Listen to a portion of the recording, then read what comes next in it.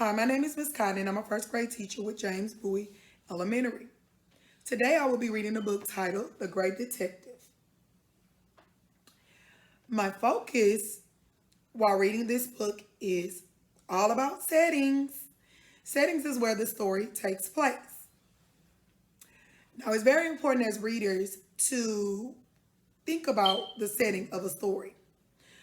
The setting is the context in which a story or scene occurs, and it includes the time, place, and social environment. It is important to establish a setting in your story so you, as readers, can visualize and experience it. If your readers don't know where or when the action is unfolding, they'll be lost. So let's go ahead and dive into our book. Now, just like the title says, The Great Detective, we need to be great detectives while we're reading and use clues to help us figure out what is the setting in the story. Okay, so keep that in mind. Here goes. Here's our title page, The Great Detective, and here's our characters, Jesse, Taylor, and Dad. It is written by Stephen Krinsky and illustrated by C.B. Decker. Taylor crouched on the floor, looking through his magnifying glass. "What are you doing?" asked his sister Jessie. "Looking for clues," said Taylor. "I'm a great detective." And great detectives use clues to solve mysteries. So let's stop and be a detective right now in the beginning of the story.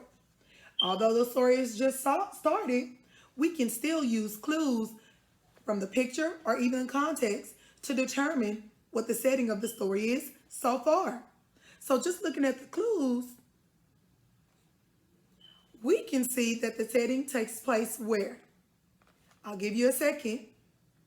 Feel free to pause the video.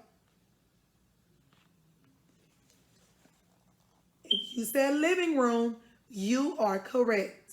I used the clues in the pictures to help me determine that the setting took place in the living room. If you got it correct, kudos. Good job. You're on the path to being a great detective. Here goes. Let's go ahead and finish our story and figure out what Taylor is looking for. Taylor looked for fingerprints on the front door. He didn't find any. He checked for footprints under the windows. He didn't find any. "This mystery is very mysterious," he said.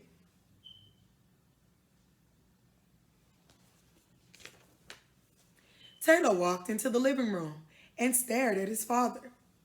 There were smudges of flour on his father's pants. "Aha," Taylor whispered to himself, "my first clue." Taylor went into the kitchen. He saw a messy little pile of sugar on the counter. "Aha," he said again, "my second clue."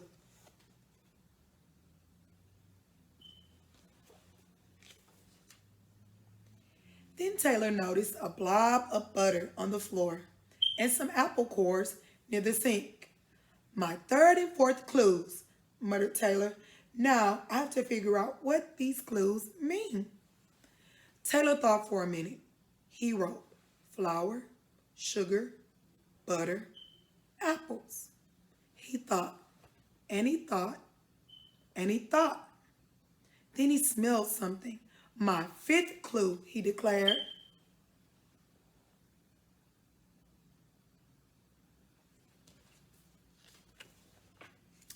A wonderful smell was coming from the oven. Taylor peeked through the glass window in the door and saw a big, juicy, bubbling apple pie. "Aha," he cried, "I solved the mystery." Taylor sniffed the oven and the air again. Taylor sniffed the air again and took a closer look through the glass window. The pie crust was turning a dark brown. "Wow," he said to himself, "this is my biggest clue yet."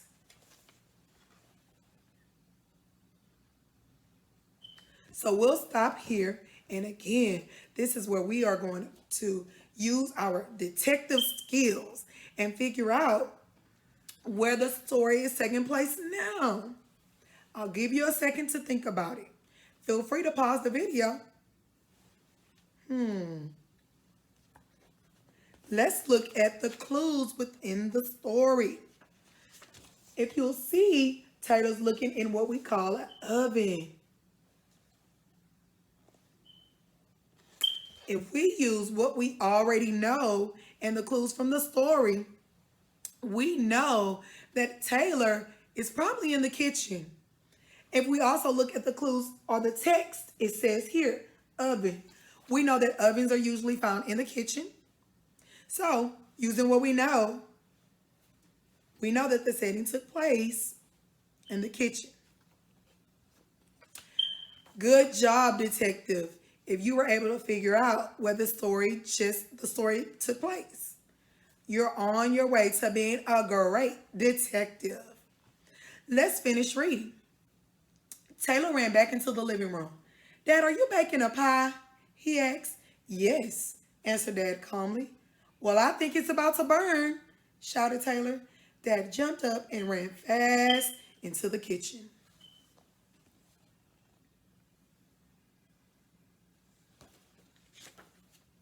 I got the pie out of the oven just in time, Dad said happily.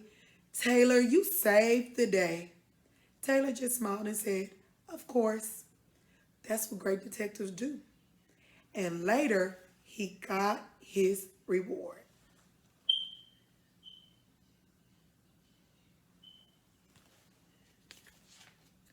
A big piece of juicy apple pie. Well, friends, it looks like there were more than one setting in our story.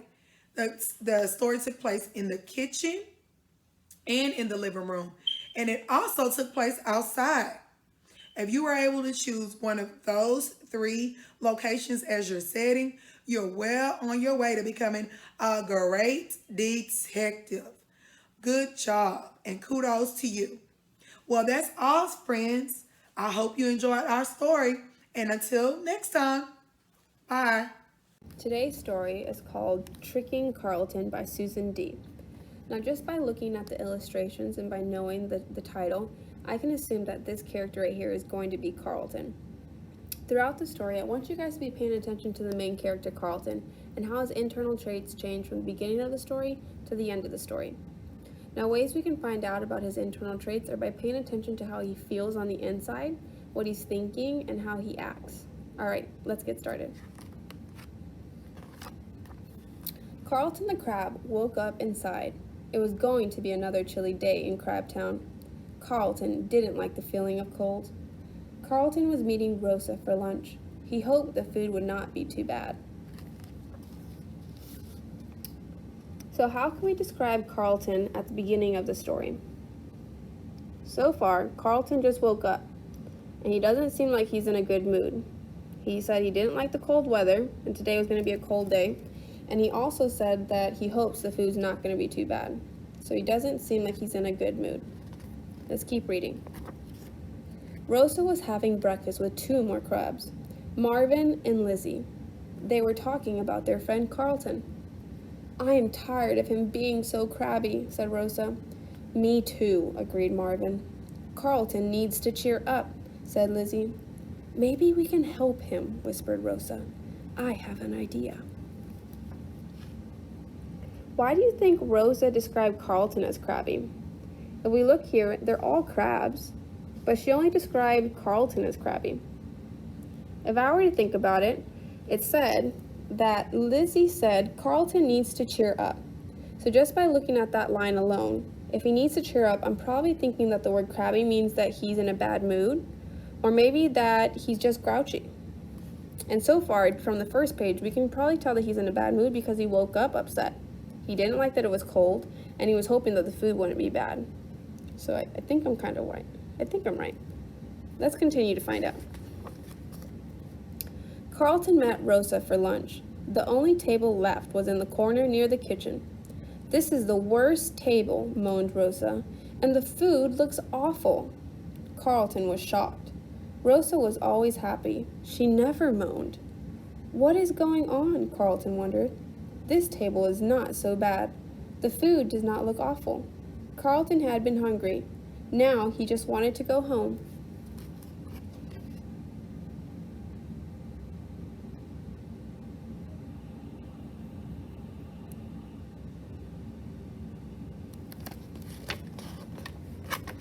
The next day, Carlton met Marvin to watch the big race.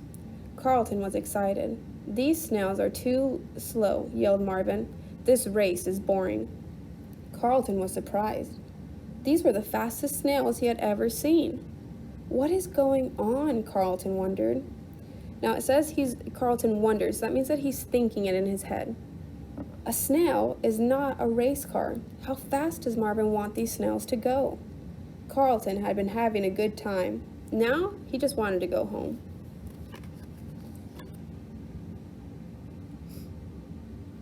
So we see Carlton's friends are acting grouchy. There's two of them that have so far acted grouchy, and it's making Carlton not feel so good. He wants to go home. So Carlton so far is showing that he doesn't like the way that his friends are acting, but this is how Carlton acts. The next morning, Carlton and Lizzie went fishing. He hoped she was in a good mood. "These fish are tiny," Lizzie said. "They are too small to eat." Lizzie was not in a good mood. What is going on? Carlton wondered again. All of my friends are so crabby. Remember, crabby, we came up with crabby meaning that they're grumpy or they're in a bad mood. So all of his friends are crabby, he said. Carlton missed the way his friends used to be. They used to cheer him up when he felt bad. Now they made him feel even crabbier than normal.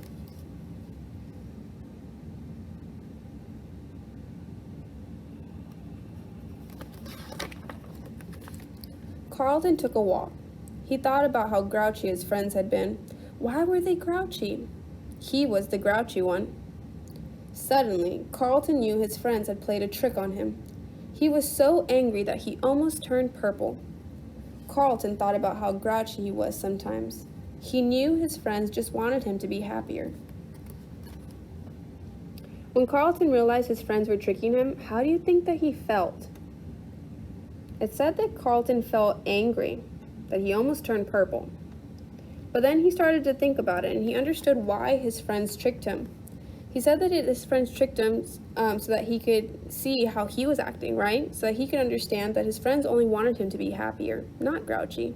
Because that's all he wanted for his friends. He wanted his friends to be happy. Carlton found his friends at the park. "Carlton," cried Rosa, "we are sorry. It was my idea to act grouchy around you. We wanted to show you how it feels when friends are grouchy. Are you angry?" asked Marvin.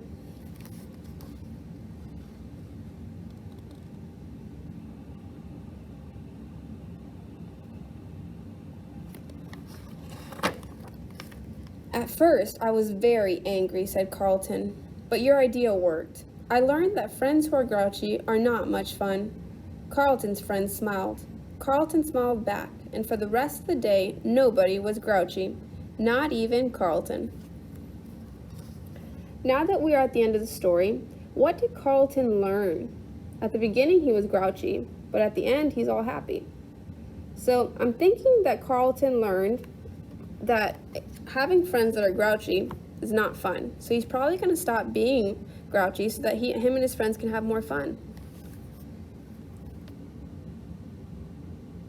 All right, guys. Well, I hope you guys enjoyed this story. Bye-bye. Hi, boys and girls. It's your first grade teacher, Miss Roy, and I'm reading to you here from home, my favorite place to be, other than with you guys. So today I'm going to read a book called I Am a Tiger, and the skill that I'm going to show you and your parents, which is very important to getting your brains to think critically, like, how can I think beyond what's in the book, is inferencing. So with inferencing, basically it's using what you already understand about the world and combining it with things that are inside of the book to decide what is the author really trying to tell us, or what we like to say sometimes, read between the lines. So this is my book, I Am a Tiger, and it's by Carl Newson and Ross Collins. And a lot of times with inferencing, you already do it, you just don't know it. I Am a Tiger, Carl Newson and Ross Collins. Now, to start off, we can always look at the title and even the pictures that we start with.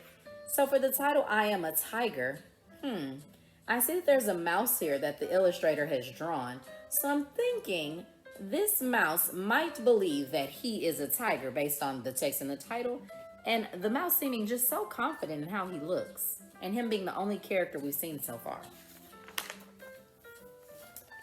I am a tiger. No, you're not.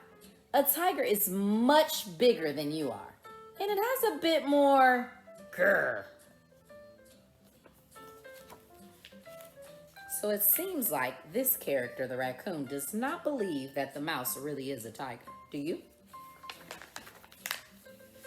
Tigers can be small too. Grr. Not that small. And a tiger has stripes. Some do. This one doesn't. So there. I am a tiger.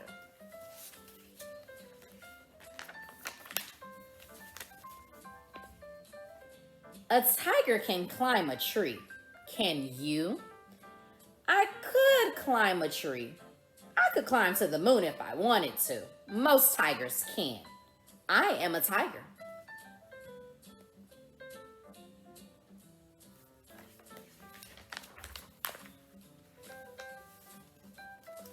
So by looking at the characters that have entered and the mouse trying to prove he's a tiger based on what we've seen him keep describing and saying, we can guess that the animals don't believe him. And something's going to happen where this mouse is going to prove that he is a tiger. And I can tell, and remember, inferencing, you have to be able to prove it. I can tell because I can look at the characters' faces and they're just watching in amazement as this mouse keeps on trying to prove that he's a tiger. Go on then, climb to the moon. Now they're challenging him. I can't just now. It's time for my lunch. A tiger hunts for its lunch. Grr, I am a tiger.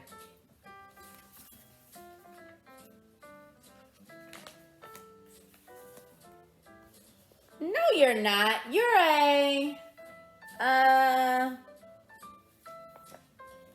I'm not an achoo. Achoo. I am a tiger. Now, do you think the raccoon was really going to call him an achoo? No, he actually sneezed, and so he couldn't get it out. And the mouse took it as an opportunity to remind them that he is a tiger.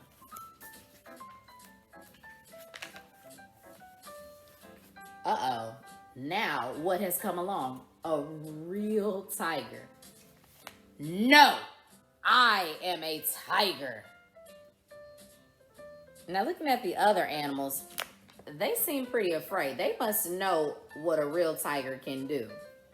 But does the mouse seem very afraid? Nope. He seems pretty curious because he didn't run away like the other animals. You're not a tiger. You're a mouse. And we can look at this character's face and guess how he's feeling. Well, let's see. His eyes are wide and his mouth is open. That seems like someone who's pretty shocked. So I think it's safe to say that this tiger is shocked in this moment. Look at your tiny twitchy nose. Look at your little hands and feet. I'll bet you had cheese for breakfast. I am a tiger.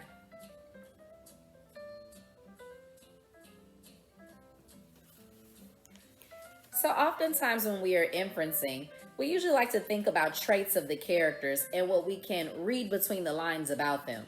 So from how this mouse refuses to back down and keeps trying to convince everyone that he really is a tiger, I would say that he's pretty determined. That's how I would describe him. Because he won't give up the idea that he is, in fact, a tiger. I can do this. Can you? What about this?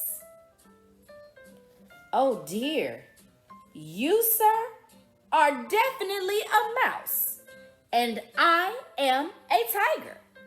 If I am a mouse, then what are they? Now, thinking about the they that they're mentioning, we can guess who he's talking about because look, he kind of gives a little thumb like these characters here. And based on what the mouse has already done, it's safe to say that we can infer that he's probably going to prove what these animals really are. And I don't think they're going to be the animals that we think of.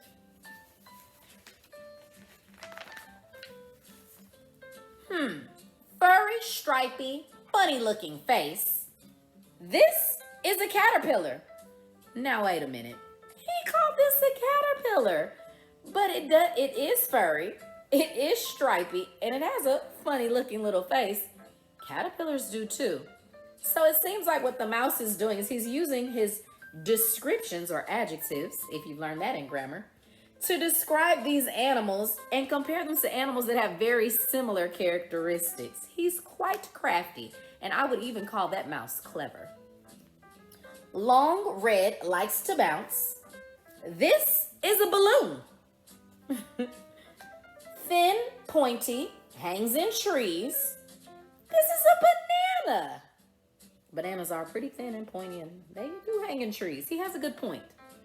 Tiny, colorful, sits on a stick. This is a lollipop. So we have a caterpillar, a balloon, a banana, and a lollipop. Bet you never seen them look like that. Now, I really must be going. My lunch won't catch itself.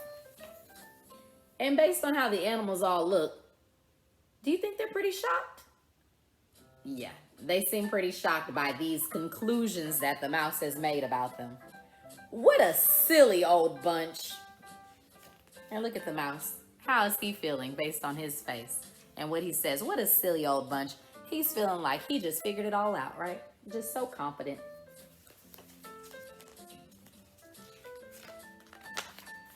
Gah!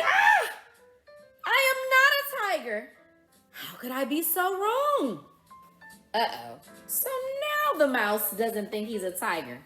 Now let's see. He's looking down at water, and we know that water is reflective. So he must see his reflection. I wonder what he thinks that he really is now. Look at those teeth, those claws, that tail. It's obvious. What do you think he thinks he is? It has to have teeth, claws, and a tail. Go ahead and tell your parents what the mouse may think he is, describing himself with those three things. You can even pause this video and then come back to hear the rest. It's obvious. I am a crocodile. So he thinks that he is a crocodile. And look, you think that rock may agree with him?